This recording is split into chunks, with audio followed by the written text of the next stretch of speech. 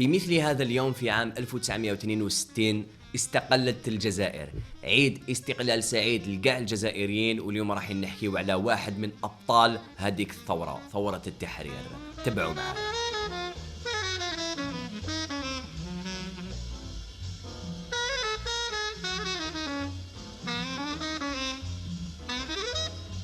واحد من مؤسسين جبهة التحرير الوطنية ومن كبار المجاهدين اللي دخل الرعب في قلوب الفرنسيين أثناء الثورة التحريرية، أيقونة الشجاعة والشهامة، مصطفى بن بولعيد، معروف تاني باسم أسد الأوراس وأب الثورة. أنا نقول لك مستحيل تلقى إنسان جزائري تاع الصح وما يعرفش هذا البنادم، حتى ولو كان ما يكونش قارئ تاريخ ولا يعرف شكون هو مصطفى بن بولعيد. اليوم راح نحكيو على البايوغرافي تاع البطل هذايا، نحكيو على حياته، الطفولة تاعو والبطولة ديالو، وكاع واش كونتريبيا في الحرب وكيفاش زعزع فرنسا حتى نوصلوا للاستشهاد ديالو. راح نبداو دوك شويه. تسمى كيما العاده جبت بناجك معاك، بالك كاس قهوه، بالك كاس تايتانيك، وتبعني ويلا نبدا.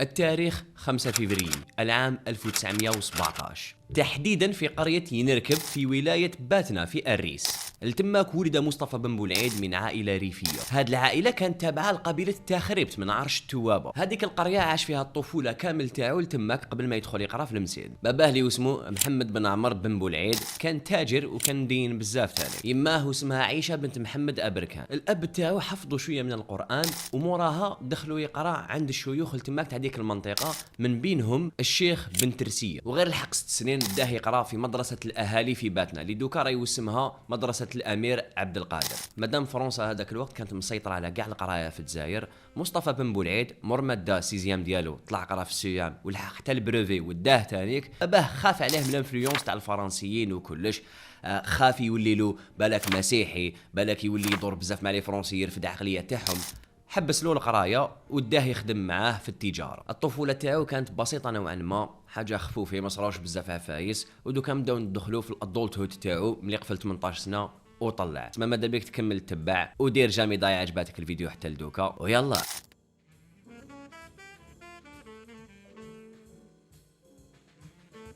في عام 1935 الوالد تاع مصطفى بن بولعيد توفى الله يرحمه، وخلفه وليده في خدمته وفي كلش، ولا في بلاصته هو يبيع ويشري المزارع ويدخل منها دراهم. بهذوك الدراهم اللي طمهم قدر هو وخوه عمر يروحوا لفرنسا واسطالوا التماك في مدينه ماتس ما بين 1936 و 1938. هذيك الفتره في فرنسا دخل شويه في السياسه وقدر يولي الرئيس تاع نقابه الجاليه الجزائريه. ما طولش يتم في فرنسا وعاود ولا للجزائر وين كمل يخدم كتاجر حتى العام 1939. عام بعدها من موراه عيطوا له باش يدير الخدمه العسكريه لفرنسا. جوزها في بجايه وسطيف وسرحوه في عام 1942 على خاطر التبليسه. موراها بشويه تزوج بوحده واسمها بن مناعه علجيه، وجاب معها 6 اولاد وطفله واحده. مور عام برك عاودوا عيطوا له الخدمه العسكريه على جال الحرب العالميه الثانيه. دخل الحبس في 1943 مور ما دار المشاكل وجوز عام تم. خرج في 44 وين داروا له الغاء للخدمه العسكريه. انت تقول خلاص هنا ما زادوش حوسوا عليه، بصح لا عاودوا عيطوا له، بصح هذه المره كاحتياطي في قالما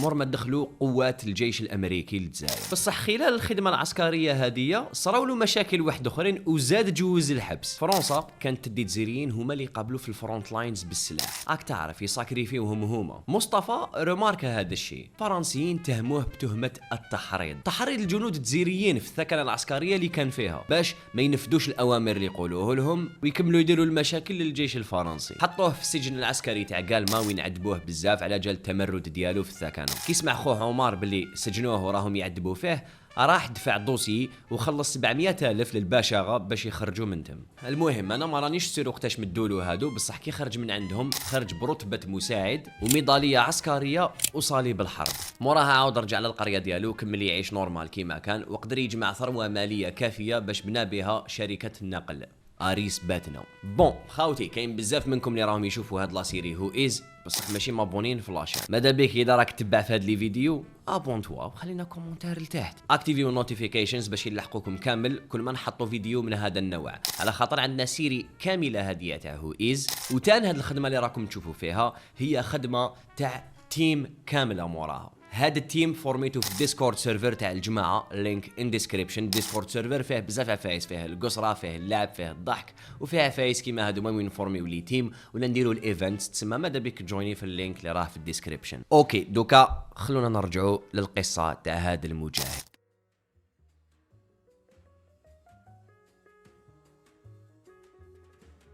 بعد ما خرج مصطفى بن بولعيد من السجن العسكري قرر أنه يدخل شوية في السياسة، ودخل في حزب حركة الانتصار للحريات الديمقراطية، وزاد تاني انضم للمنظمة الخاصة الOS. فهذيك المنظمة كان الدور تاعو أنه يخير مساغر وعباد باش يدربهم يونطرينيهم، يعلمهم كيفاش يطموا السلاح، كيفاش يخدموا به، كيفاش يتيريو به، وتانيك كان يوري لهم كيفاش يدخلوه من الحدود الشرقية للأوراس. 1948 شارك في الانتخابات تاع المجلس الجزائري وربح ب10,000 صوت، بصح فرنسا زوروا الانتخابات هذوما وحطوا واحد اخر في بلاصتو. حزب حركة الانتصار للحريات الديمقراطية صراو له مشاكل كبار في عام 1953، وهاد المشاكل تلمون كثروا وصلوا وين انقسموا الى زوج اقسام، المركزيين والميصاليين. المركزيين كانوا يأمنوا بواحد الاعتقاد وكانوا يطالبوا بالقيادة المركزية، تسمى قاع يحكموا على ضرب. والميصاليين باينه كانوا يتبعوا ميصالي الحاج وكانوا يطالبوا بلي هو اللي يبقى رئيس هذا الحزب. وكان كاين القسم الثالث على كل حال اللي كانوا المحايدين اللي كان منهم مصطفى بن بولعيد. وفي 23 مارس 1954 اسس اللجنه الثوريه للوحده والعمل. هذه اللجنه كانت تسقم الاحوال وتدير الصلح بين الميصاليين والمركزيين، بصح ما قدروش كيفاش يصلحوا بيناتهم، وعلى جال هذه مصطفى بن بولعيد قرر يبدل كاع الهدف تاع هذه اللجنه ورجع الهدف الرئيسي تاعها السعي وراء الاستقلال باي ثمن. في هذيك لابيريود طلع لفرنسا باش يزور زعيم الحركه الوطنيه اللي كان في المنفى اللي هو ميصالي الحاج، باش يدي الموافقه ديالو يطلب الاذن على العمل المسلح.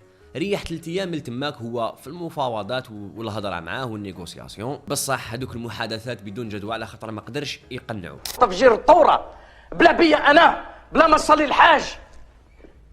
بالنسبه لميصالي الحاج هذاك الوقت كان مازال الحال باش تندلع الثوره، ومور هذيك الضربه عاود هبط للجزائر، وقرر مصطفى بن بولعيد يدير واش راح نقول لكم في الساقمون الجاي.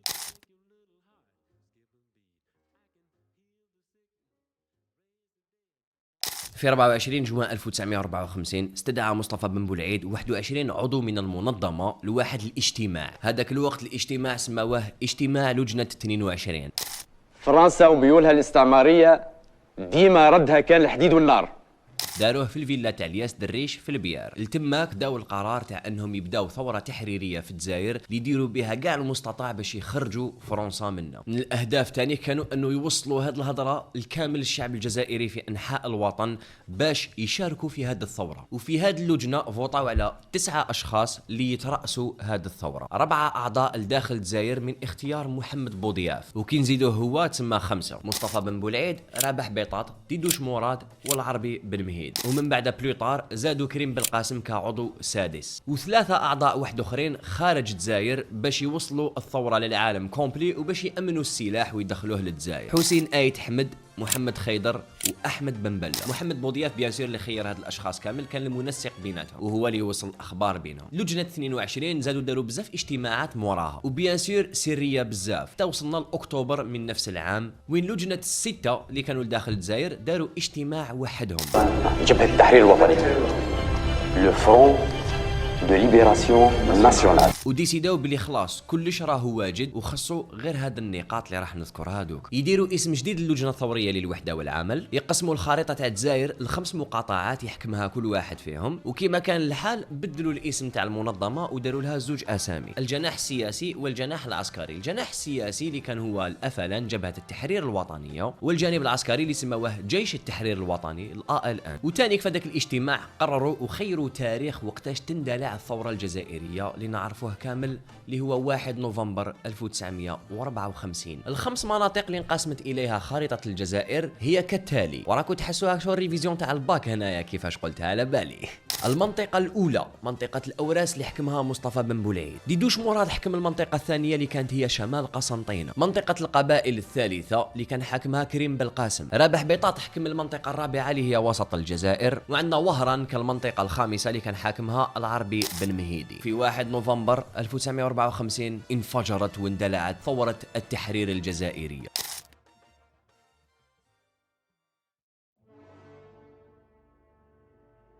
فرنسا خسرت ملايير الدولارات على جال ثورة التحرير الجزائرية، سيرتو كانوا هداك وين خرجوا من الحرب العالمية الثانية، وبلادهم كانت رايبة كامل على جال الرسام النمساوي، وكانوا يصرفوا بزاف دراهم باش يعاودوا يبنيوها. على بها صراو بزاف محاولات تاع اغتيال تاع اعضاء اللجنه السته هادوك، وبالخصوص مصطفى بن بولعيد، على خاطر بيسيكلي هو اللي بنى الثوره. هو كان ذكي بزاف وكان يعرف التخطيطات تاع فرنسا، على بها هادوك المحاولات كامل فاشله. 11 فبراير 1955 حكموا مصطفى بن بولعيد ودخلوه للحبس، حكموا عليه بالاعمال الشاقه المؤبده. بصح هذا الحكم تبدل كي نقلوه للحبس تاع قسنطينه في 28 ماي 1955 وداروا له حكم جديد اللي هو الحكم بالاعدام. بصح مصطفى بيان سير ما قعدش هكذاك ويسنى في الاعدام، وخطط وفكر بزاف ودار بلون شباب باش يهرب من الحبس. كانوا معاه 30 بنادم من داخل الحبس هذا، والخطه تاعو كانت الهروب بالحفير.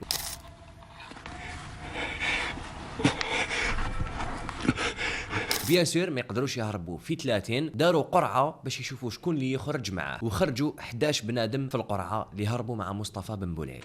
سي مصطفى انا ما نقدرش، خايف نعطلكم. هربوا في نوفمبر 1955، عاود رجع للمنطقه تاعو اللي هي الاوراس، وشارك في بزاف معارك كونتر فرنسا، منها معركه غار علي بن عيسى في 6 جونفي 1956، ومعركه كهف البلح في 13 و 14 جونفي من نفس العام. صح نزيد لكم هذه ما كانش اول مره يهرب فيها من الحبس مصطفى بن بولعيد. قبل لك يهضرنا في الفيديو باللي انضم للمنظمه الخاصه الاو اس. فرنسا اكتشفتها في 1950 ورفدوه داوه للحبس، جوز عامين في سجن عنابه حتى هرب مع زيغود يوسف. جماعه مصطفى بن بولعيد هب لفرنسا بزاف، ما عياو يخلصوا في الحراركه والبياعين باش يقتلوه ولا يوروا لهم بلاصتو بدون جدوى، طيحوه اقتصاديا مر ما جابوا واحد ينافسوا لي واسمه بوهالي، بصح كيف والو يا وديك دار فيهم الرعب. بعد عامين من المحاولات الفاشله باش يقتلوا مصطفى بن بولعيد وجها لوجه، فرنسا ديسيدات باش تلجا الى طرق تاع الجبناء باش يسيو يقتلوه، واللي هي في الظهر الغدر. مصطفى بن بولعيد استشهد مغدور في 23 مارس 1956، واستشهدوا معاه شويه من الجماعه تاعو اللي كانوا لتما. مات في انفجار تاع لاسلكي اللي كانت لداخل فيه بومبا اللي كان يحاول يدير به اتصال.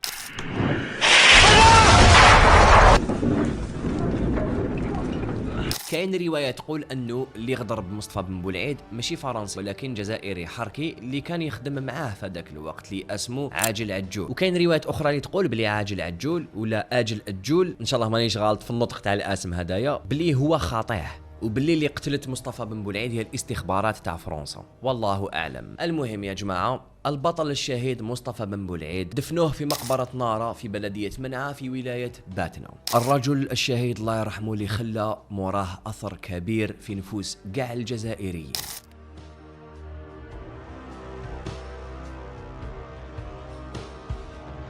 التاريخ معمر، واسم مصطفى بن بولعيد وبزاف ابطال ثوره التحرير الجزائريه مخلد، وكي يكون كاين انسان عنده امباكت كبير كيما هذا باينه راح يكونوا عليه بزاف معالم تاريخيه. في حاله مصطفى كاين بزاف عفايس ودوك نذكرهم كامل ونمد معلومات عليهم اذا كاين. بيان سير كاع واش نذكر وكاع واش قلت في هذا الفيديو نحط مصادر المعلومات في صندوق الوصف لتحت. اولا كاين بزاف تماثيل تاع مصطفى بن بولعيد في الجزائر خصوصا في باتنا، كيما هاد الزوج راكم تشوفوا فيهم في اريس. كاين فيلم جزائري من إخراج أحمد رشدي في 2008 من أهم وأفضل الأفلام الروائية واسمه مصطفى بن بولعيد، بطولة حسن كشاش اللي أدى الدور بروعة. فيلم بزاف شباب، واللي ما شافش هذا الفيلم غير يحوس عليه ويتفرجوا. كاين عدة كتب على البطل ومنهم هادو لو بروموتور دو لا ريفولوسيون الجيريان من الكاتب جاك سيمون، مصطفى بن بولعيد مواقف وأحداث من عثمان مسعود، الشهيد مصطفى بن بولعيد من إعداد المتحف الوطني للمجاهد، فاتحة النار من عند محمد العيد مطمر، والملف السري لاغتيال الشهيد مصطفى بن بولعيد من عند محمد العجرور. كاين بزاف اماكن وبنايات مسميين على هذا الشهيد، منهم شارع مصطفى بن بولعيد في باتنا، متوسطة مصطفى بن بولعيد في البليده، وبريمار في باجراح، ليسي في المسيله، وبريمار واحد اخر في البويره، شارع في مستغانم، وشارع في عين وسار. هنا قدامي كاين في التصويره هذه 4 ابناء تاع مصطفى بن بولعيد، 3 اللي راهم قاعدين استشهدوا الله يرحمهم، خليل، كمال، وعبد الوهاب، والرابع اللي راه واقف واسمه عبد الحي الله يرحمه، توفى في اكتوبر 2021 عن عمر يناهز 72 عام. وصلنا الى النهايه تاع هذا الوثائقي على